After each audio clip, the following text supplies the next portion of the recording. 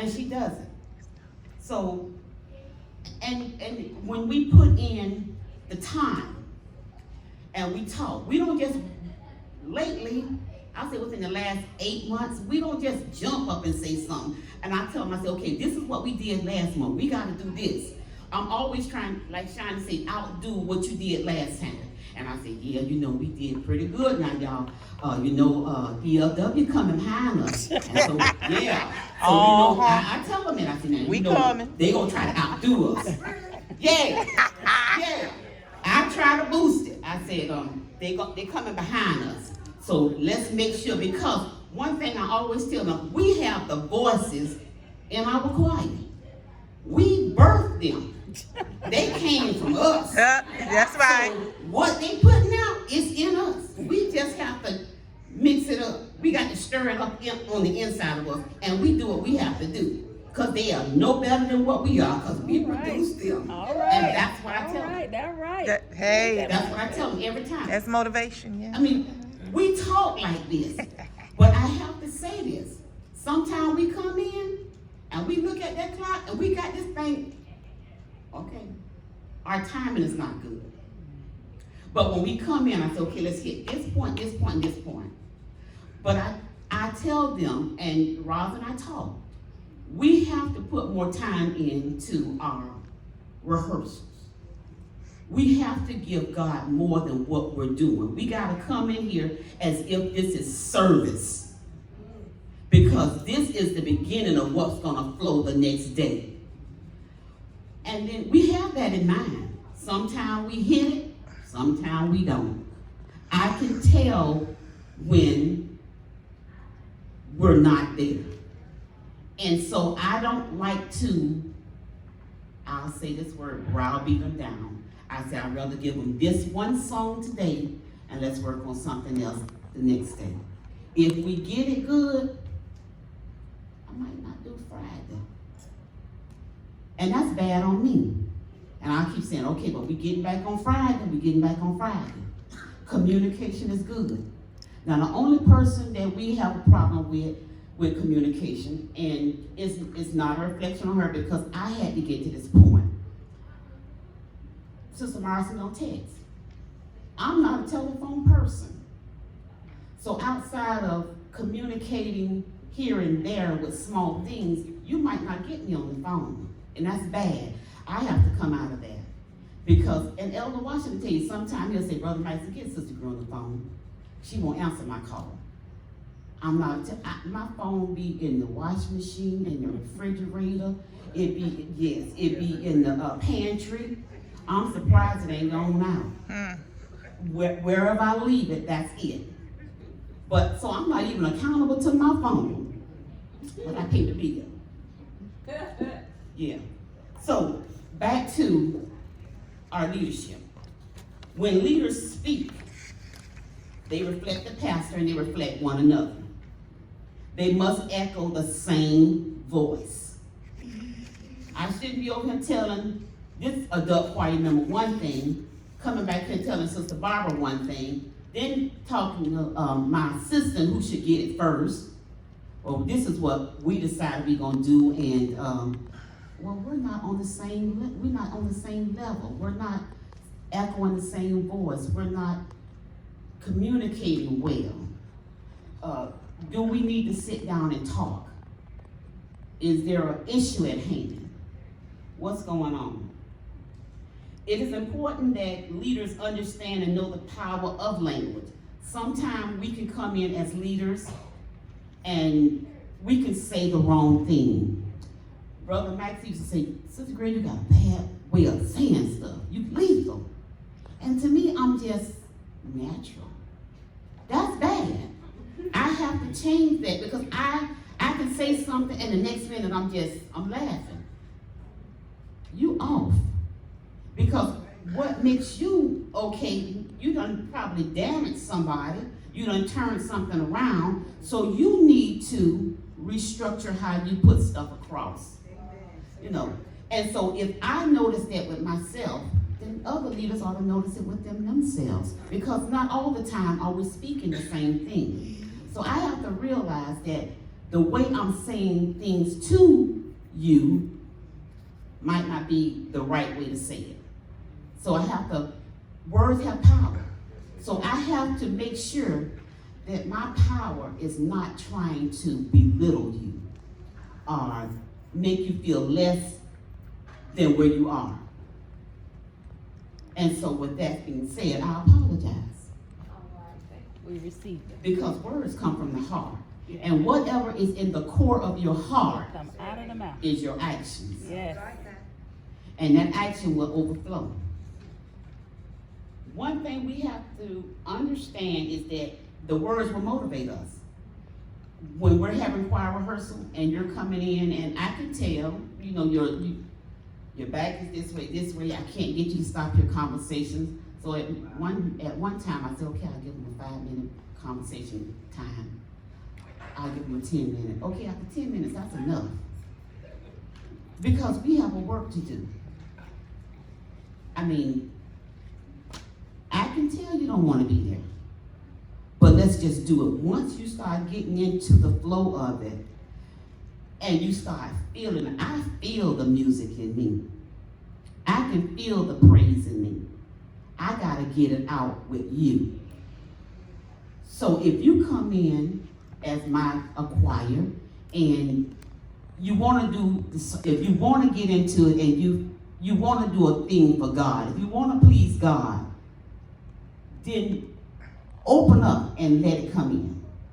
Because if you love the songs and love what you're doing, you won't have a problem with it, and it'll flow over. We'll be out. But you gotta come in ready to sing and not ready to leave. At the end of the day, we have worked, we done come home, we done tried to get things in order at the house, and then we come here and we wanna give God anything. We can't. We have to pull ourselves together as leaders. Take some time out. Consecrate yourself before you come in to your meetings. Consecrate yourself. And in that way, when you come in, your meetings will be productive. So whether we're in an engagement and discussion about the church, the auxiliary, or even a member, we all have to speak the same voice. You can't go out saying, well, this is what Elder Watson said, this is what Sister Ruth said, but this is what I'm gonna do. This is what we were talking about, and we think we ought to do it this way. It doesn't work like that. We echo the same voice from the top to the bottom. Whatever he says, we do. And if there is correction to be done, God does it. Because he gives us leaders after our own heart, after his heart. He does it. Leaders should not fight against other leaders or not support.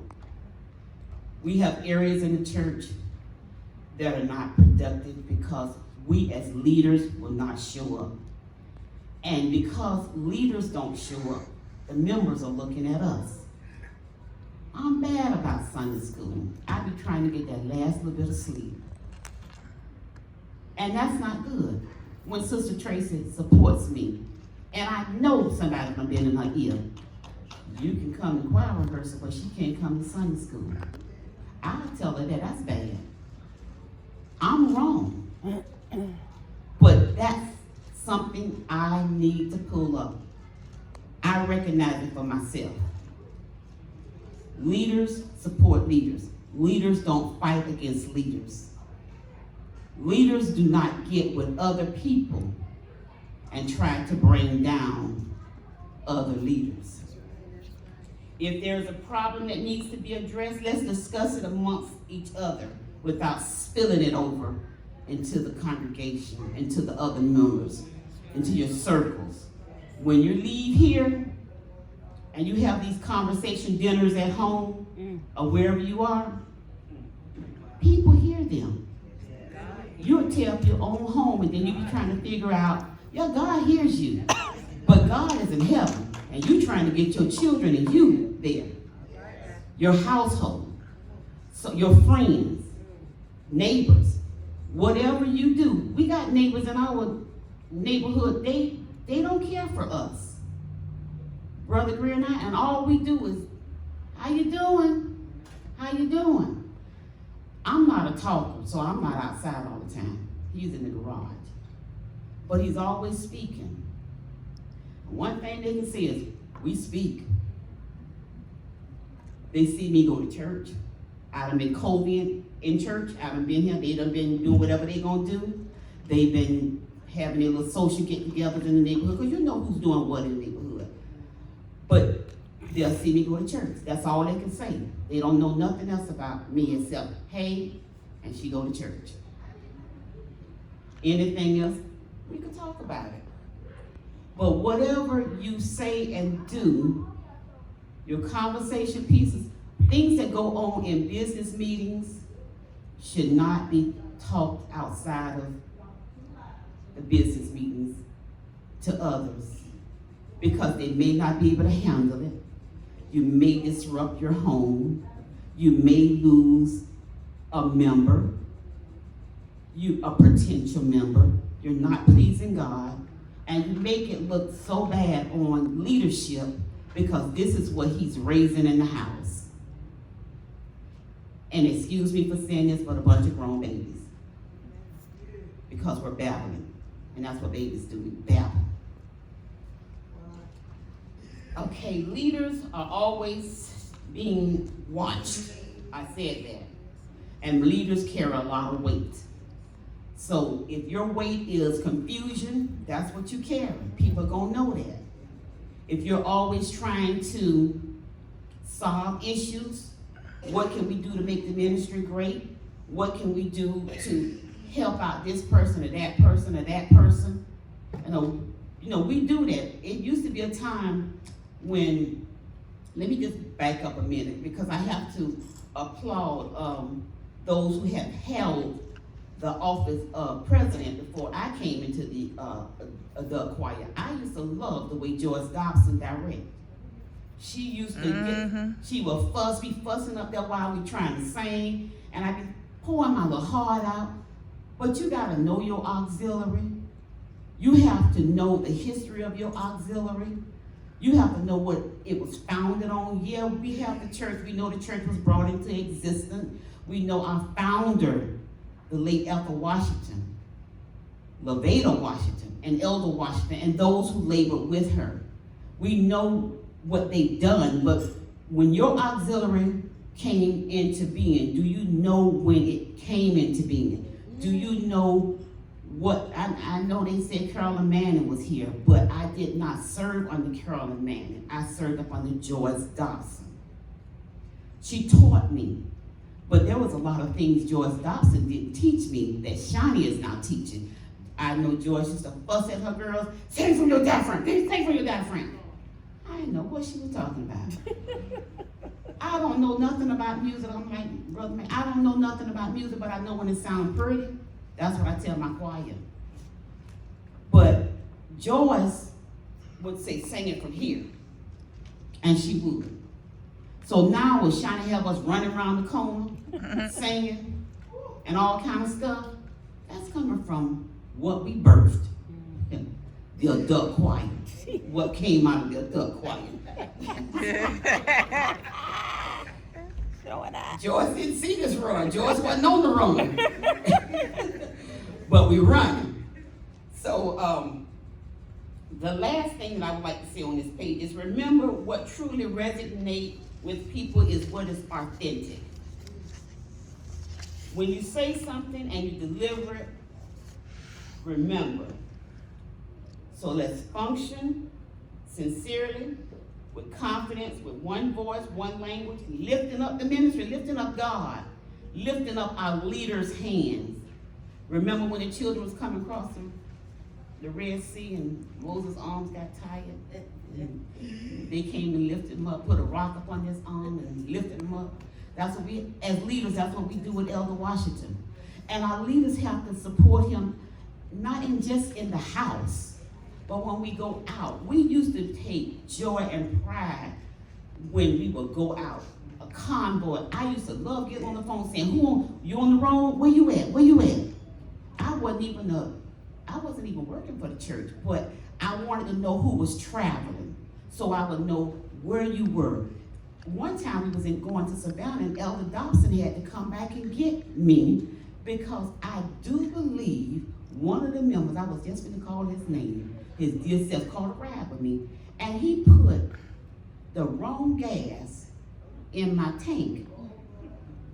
I wanted to fight him a little bit. And he didn't know nothing about cars. And I said, you a man. So Elder Dobson came all the way back to Pembroke to get me and my crew. One of the twins was with me. And him. So it's important to me, it was important to me to know where we were in traveling. And then as we started, the church started growing and going forward, the rides started getting lesser and lesser. You know, some people would get on the van, some people would convoy. Sister Barbara and I used to get in that car and we sing one song all the way there and all the way back. One song, but we would make it.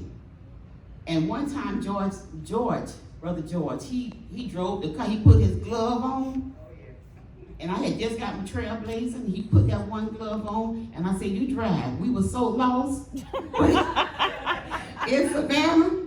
He was enjoying that Trailblazer, but he was getting us what we had to be. And that was leadership enjoying each other. So let us turn back to what is important in the house of God. We weren't just chosen to fight amongst each other.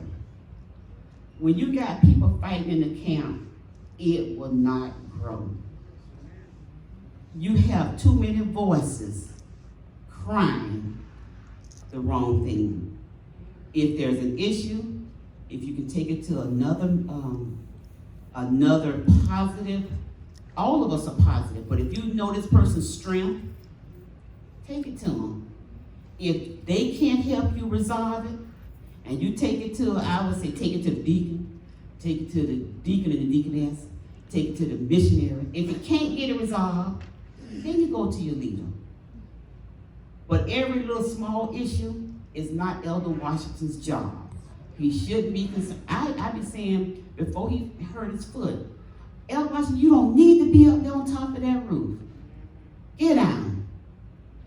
And he'll get down. Well, I ain't gonna say it, but he said, I gotta do it. I wanna do it.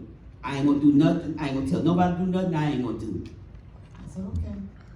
Elder Washington, get down. Then he would cut the thing. I would make sure he had Gatorade. I'll go and try to find Gatorade because he's in the sun cutting. Elder Washington, get some of the men. I'll cut it. Then Brother Maxie started doing it with him. I said, if you show me how to do it, I'll do it. But some of the things that we do, that he does in the house, he shouldn't have to do them. There's enough leadership in the house for him to not worry about the small things. And we have a lot of small things that we can do.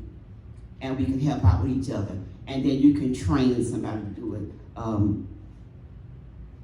Some of these young children will help do stuff. I got them now, especially when it's lunchtime.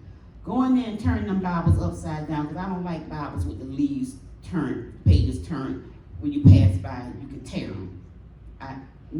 Flip them over. Go pick up all the paper. You can get them to do some stuff lunchtime. Yeah. So if you can wait till they get a little hungry, you can get some work done.